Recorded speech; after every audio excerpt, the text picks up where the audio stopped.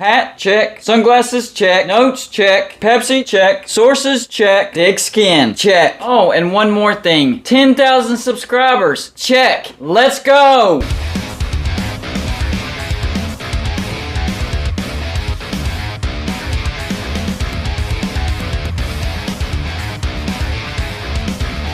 You know what? I really love my comments section. I really do. You guys come up with some great video ideas. And this one comes from Thomas Kicklighter. Love the name, by the way. And I really like this comment. I liked how he broke down the conferences where each team could go. This is a 4 mega conference prediction. There's a few things that I had to tweak, and I added an extra layer just in case one of these conferences goes the other way instead of what he lists. But this is a pretty good list. I like it a lot. So I appreciate this, Thomas Kicklighter. And he lists the SEC at 20 members affiliated with ESPN and ABC, the Big Ten with 20 members affiliated with Fox, NBC, and CBS, the ACC with 16 members affiliated with ESPN and ABC, and then the Big PAC. That's the new combination of the Big 12 and the Pac-12 with 16 members affiliated with Fox and CBS. So the SEC at 20 teams would look like this under this scenario: Oklahoma, Texas A&M, Texas, Missouri, Arkansas, LSU, Ole Miss, Mississippi State, Tennessee, Vanderbilt, Alabama, Auburn, Georgia, Miami, Florida, Florida State, Clemson, South Carolina, North Carolina, and Kentucky. For the Big Ten with 20 members: Virginia Tech, Virginia, Maryland, Rutgers, Penn State, Ohio State, Michigan, Michigan State, Indiana, Purdue, Notre Dame, Northwestern, Wisconsin, Minnesota, Iowa, Nebraska, USC, UCLA, Stanford, and Illinois. So far, so good. Pretty solid list. For the ACC with 16 members: UCF, Georgia Tech, Wake Forest, Duke, NC State, Louisville, West Virginia, Pitt, Cincinnati, UConn, Syracuse, Boston College, Memphis, Houston, Baylor, and TCU. Yeah, you saw me shake my head with UConn. Not so sure about that. We'll come back to that. For the Big PAC, and I like the name, by the way: Iowa State, Kansas, Kansas State, Oklahoma State, Tulsa, Texas Tech, Arizona, Arizona State, Colorado, BYU, Utah, Cal, Oregon, Oregon State, Washington, and Washington State. So yeah, you can tell that I disagree with a couple of things. First off, UConn with the ACC, they don't bring hardly any football value. They're a great basketball brand, but this is all about football value, and I just don't think that UConn would be a great fit in the ACC. I think it's just better for UConn to just drop their football program. It's time, UConn. You had a great run in the Big East, but you're a basketball brand. Time to get rid of football.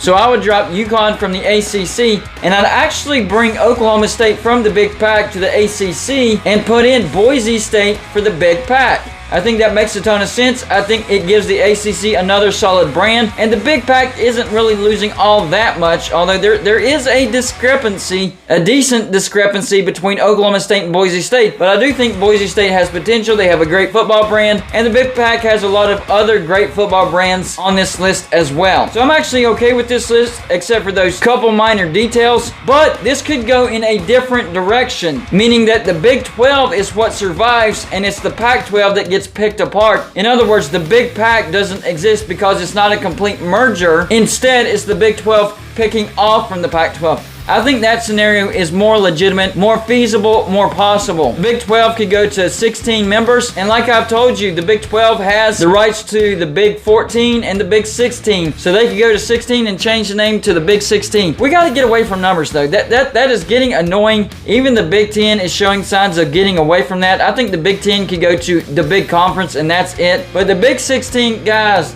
just get rid of the number. Come up with something else. I don't know what it would be, but the Big 16 or the Big anything, insert any number, is just annoying. Stop doing that. I mean, the Pac-12 had to change their name from the Pac-10 to the Pac-12 because they added 2 more members, and that's what that leads to. Get rid of the numbers. Come on. But anyways, with 16 members, I think the Big 12 could survive like this. But in this scenario, they would be adding Colorado, Utah, Arizona, and Arizona State.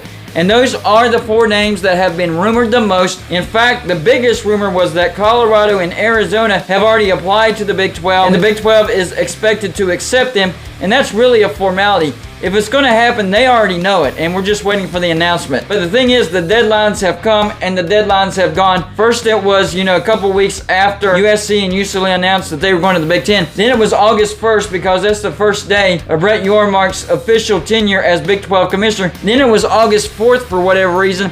Well, those deadlines have come and they have gone, and nothing has happened. So is it actually going to happen? I don't know. What are they waiting on? And then on top of that, it was rumored that Utah and Arizona State was going to come in the next wave to the Big 12. Well, you can't go to the next wave until the first wave happens. So if the Big 12 does survive and they do go to 16 teams, they first have to get Arizona and Colorado. I don't know if it's the Big 12 not wanting Arizona and Colorado, which would make absolutely zero sense. I think you need those brands. Or if it's on the other side, which would make more sense, Arizona and Colorado don't want to come to the Big 12. That makes a lot of sense for Colorado because they jumped from the Big 12 to the Pac-12, so they would be admitting that they made a mistake, so I don't know if they'd be able to swallow their pride. And on top of that, the Pac-12 is still staying intact for now. Washington and Oregon, right now, they're still in the Pac-12, but the biggest thing that could discourage these 4 teams from staying in the Pac-12 is the unequal revenue sharing. Washington and Oregon want that 16.5%, which would be around $44 million a year. And then Cal and Stanford, they want 13.5%, which would be $33 million a year. That means the rest of the Pac-12 would get 6.6%, $16.1 million. You gotta jump. If that happens, you gotta jump Colorado, Utah, Arizona, and Arizona State. That's just flat out ridiculous. And that would actually help out Washington State and Oregon State. Maybe they could get a bigger cut because of those teams leaving. Then the Pac-12 has to look at other teams to bring in to fill those spots. Now, as is with nobody leaving, I'm hearing that the Pac-12 is number 1 interested in San Diego State. They're seeing that the Aztecs has invested a lot of money into their program, specifically their football program, brand new stadium, and I know that they could stop right there and be okay because divisions are done away with. In fact, the Pac-12 with 10 teams and even numbered, they're not doing divisions this year, so you could just bring in San Diego State and you'd be fine because you don't have to have an even number of members. But I don't think San Diego State really moves the needle all that much, so you need to bring somebody else with them. But is there anybody else that actually adds any value without actually taking money from the rest of the members?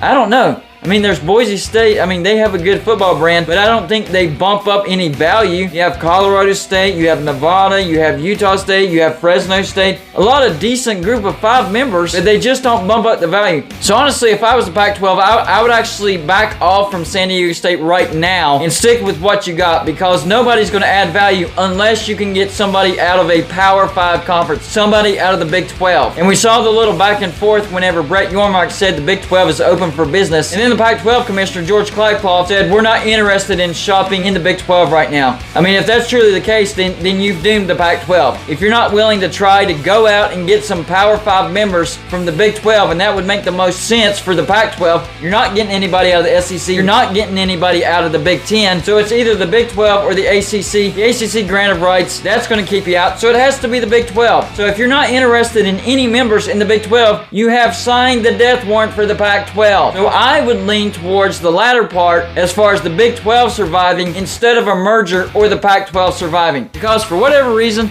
the Pac-12 just can't get over themselves. Well, good luck with that. The Pac-12 is going to go down the drain, and that's exactly what you can point to and thank for that. That's what kept out BYU, and I still firmly believe that BYU would have helped save the Pac-12 if they would have went out and got BYU, but they didn't. So y'all let me know in the comments section, do you think this goes in the direction of the SEC, Big 10, ACC, and Big PAC, Big 12, Pac-12 merger, or does this go in the direction of the SEC, Big 10, the ACC, and the Big 12 surviving, and the Pac-12 gets picked apart into oblivion? That's all I got for you for this show. Like and subscribe if you haven't already, and I'll see you on my next show.